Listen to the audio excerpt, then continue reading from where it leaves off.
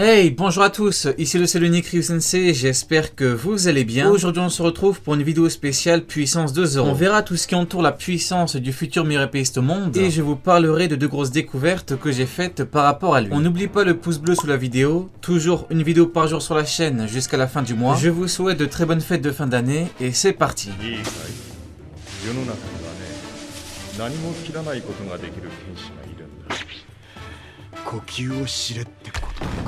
Comme on l'a vu ensemble dans ma vidéo sur le combat Zoro contre Mihawk, la puissance finale de Zoro sera celle d'un Yonko. Ça peut paraître exagéré, mais c'est bel et bien la puissance qu'il aura à la fin de l'œuvre. Il doit surpasser le meilleur épéiste au monde, et en tant que second du nouveau roi des pirates, son niveau sera colossal. Bien évidemment, on doit se demander d'où est-ce qu'il tirera sa puissance, et c'est ce qu'on va voir. Zoro, c'est le seigneur des ténèbres de la nouvelle génération. En parlant de lui, même son surnom nous ramène à des bails démoniaques. Le seigneur des ténèbres. Les ténèbres, ça a toujours été en lien avec tout ce qui est surnaturel. En fait, Rayleigh maîtrise des pouvoirs bien plus grands que ce que l'on peut imaginer. S'il n'a pas révélé ses pouvoirs contre Kizaru, c'est pour deux choses. Il n'a plus son niveau d'antan, et scénaristiquement parlant, il ne fallait pas qu'il les révèle. C'est un peu pareil pour Shanks, il ne combat pas uniquement qu'à l'épée.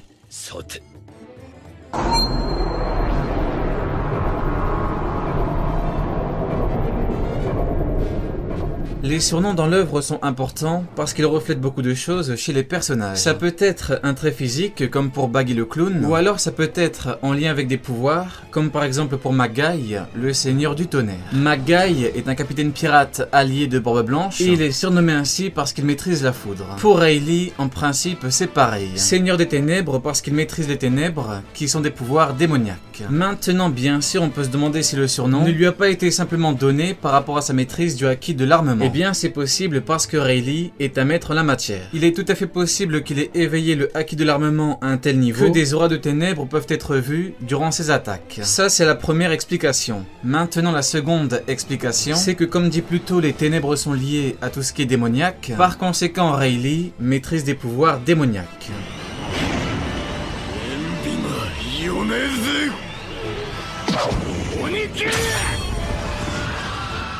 On reprend l'exemple de Zoro sur Enies Lobby parce qu'à deux reprises, il a fait appel à des esprits démoniaques. La première fois, c'est comme pour s'exercer, et la seconde fois, il a fait appel à Ashura pour venir à bout d'un puissant adversaire.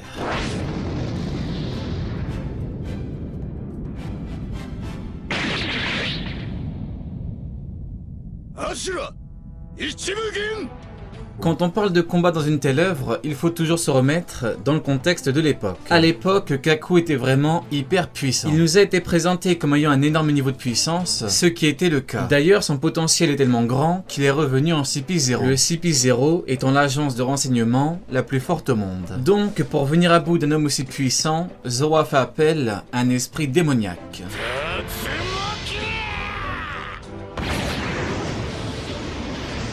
Ce n'est pas réellement anodin parce que Zoro a fait appel à une puissance surnaturelle pour accroître sa puissance globale. Si on regarde Luffy, donc son capitaine, eh bien lui ce qu'il a fait pour accroître sa puissance, c'est qu'il sacrifie de la durée de vie avec ses différents gears. L'expression « on n'a rien sans rien » prend tout son sens. Ces deux puissants personnages ont donc obtenu de grandes puissances supplémentaires avec des procédés qui ne sont pas communs. Maintenant, il faut parler de maîtrise parce que le plus important pour eux, c'est de maîtriser parfaitement ces puissances afin de ne pas avoir de contrepartie négative.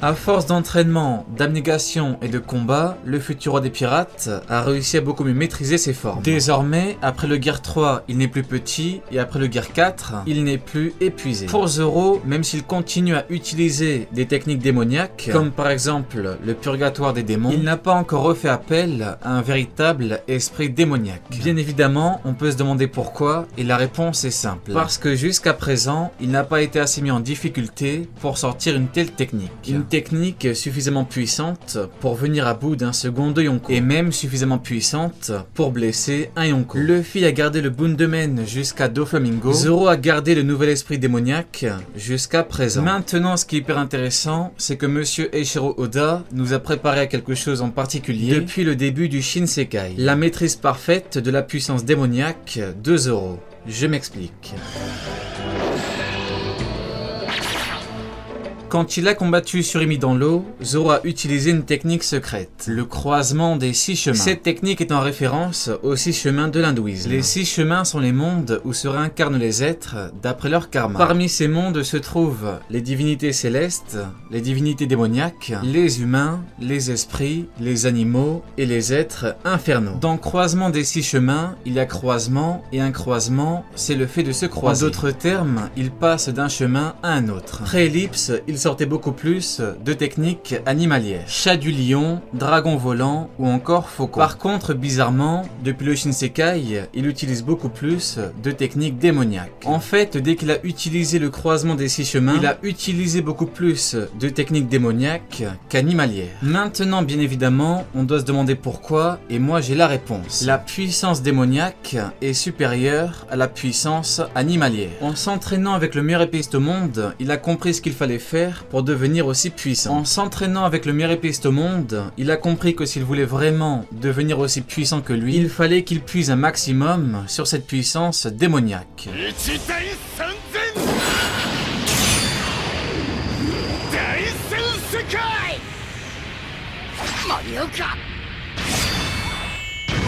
Pour Luffy c'est pareil, mais pour des techniques animalières. En fait c'est simple, pré-ellipse, il n'utilisait quasiment que des techniques balistiques, alors qu'à contrario depuis le Shinsekai, les techniques sont animalières. Luffy et Zoro ont compris ce qu'il fallait faire pour avoir un maximum de puissance.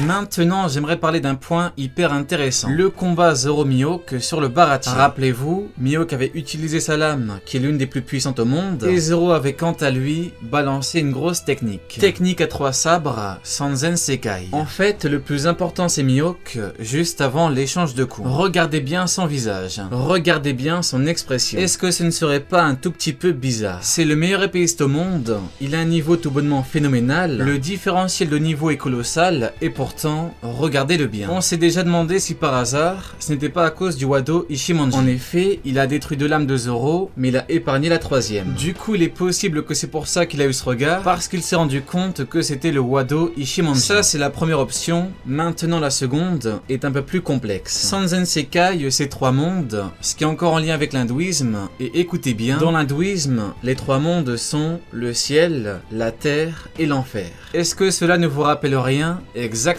C'est ce qu'on a vu plus tôt avec le croisement des 6 chemins. Mihawk s'est donc confronté à un prémisse de véritable technique démoniaque de Zoro, et c'est là qu'il a compris son véritable potentiel. Petite preuve que c'est hyper important, dans l'animé, le moment n'apparaît pas, mais dans le reboot spécial East Blue, eh bien, il est là. À votre avis, pourquoi? Eh bien, c'est simple. Cette fois-ci, Monsieur Eiichiro Oda a dit qu'il fallait impérativement mettre le moment. Un moment qui apparaît bien évidemment dans le manga. Pour finir, parlons de ce qui va permettre à Zoro d'augmenter considérablement sa puissance. Le remplacement du Sandai Kitetsu. En fait, son problème, c'est sa famille, les Ryo Wasamono. Cette famille de lames était certes impressionnante à l'époque, mais désormais plus du tout. Pour preuve, le Yubashiri est un Ryo Wasamono et il a été détruit très rapidement. Le Wado et Enma sont des Wasamono et peut-être qu'il va récupérer le Ameno Abakiri. Par contre, au bout d'un moment, il faudrait bien qu'il possède un Seijo-O Wasamono. C'est un peu le minimum parce qu'il veut devenir le meilleur épéiste au monde. Du coup, je pense que Zoro aura une de ses 12 lames légendaires sur Elbaf, qui sera un arc d'entraînement. Dès que l'arc sera terminé, on sera vraiment dans la phase finale de l'œuvre. Donc, en principe, c'est dans cet arc qu'il aura une lame légendaire qui lui permettra d'exploiter pleinement son potentiel. Allez, Diane, tu n'auras pas regardé ma vidéo pour rien.